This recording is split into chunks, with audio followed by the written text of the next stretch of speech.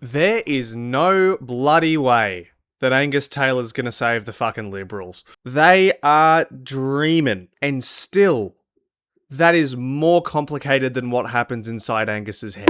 Just in case you missed it, and I don't know how you would have, Angus Taylor rolled Susan Ley as leader of the Liberal Party, and it will not save them. I almost didn't want to make a video because it matters that little. The Liberal project is so dead that it almost feels like a type of cruelty to laugh at it at this point. The Liberal Party is in the worst position that it has been since it was founded in 1944. Particularly conscious that we got some big calls wrong, especially on personal income tax. But the choice is simple for the Liberal Party: change or die, and I choose change.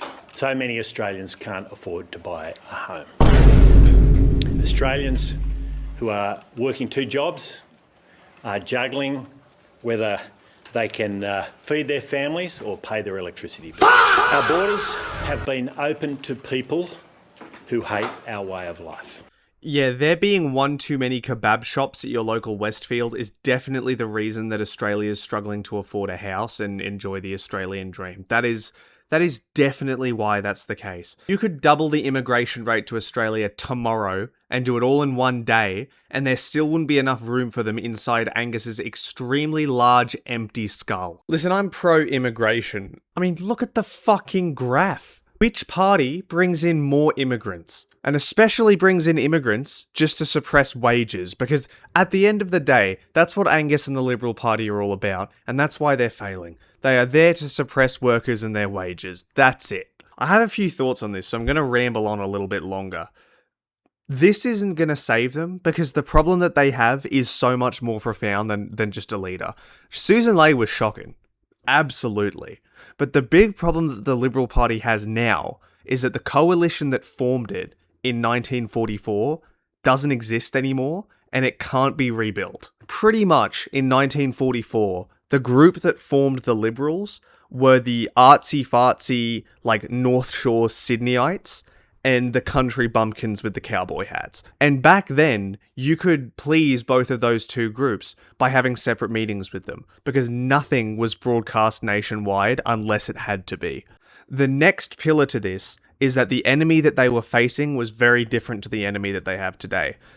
Those two groups were brought together by capital interests because a Labour Party that was openly socialist was threatening their interests in the Australian economy. But Labour is hardly a socialist institution anymore, except for Andrew Leigh. Like, he's a total Marxist, that one. But the rest of them are not socialists.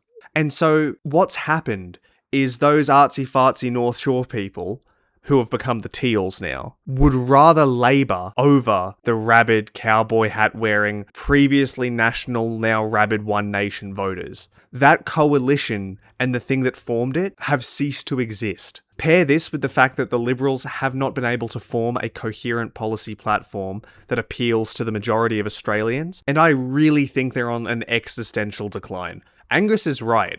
It's just that Angus isn't smart enough to fix the problem, and I don't think anyone is. There will be a new Conservative coalition. If Australian political history has taught you anything, there will always be a coalition of the willing against Labour. Always. Even if Labour itself has changed, it will always exist. What that coalition looks like? I don't fucking know. One Nation might have a part in it. I don't think it'd be a big one, though. Pauline Hanson is much too much of a cult of personality to keep the party momentum running after she passes away, which I only just figured this out. She's 71.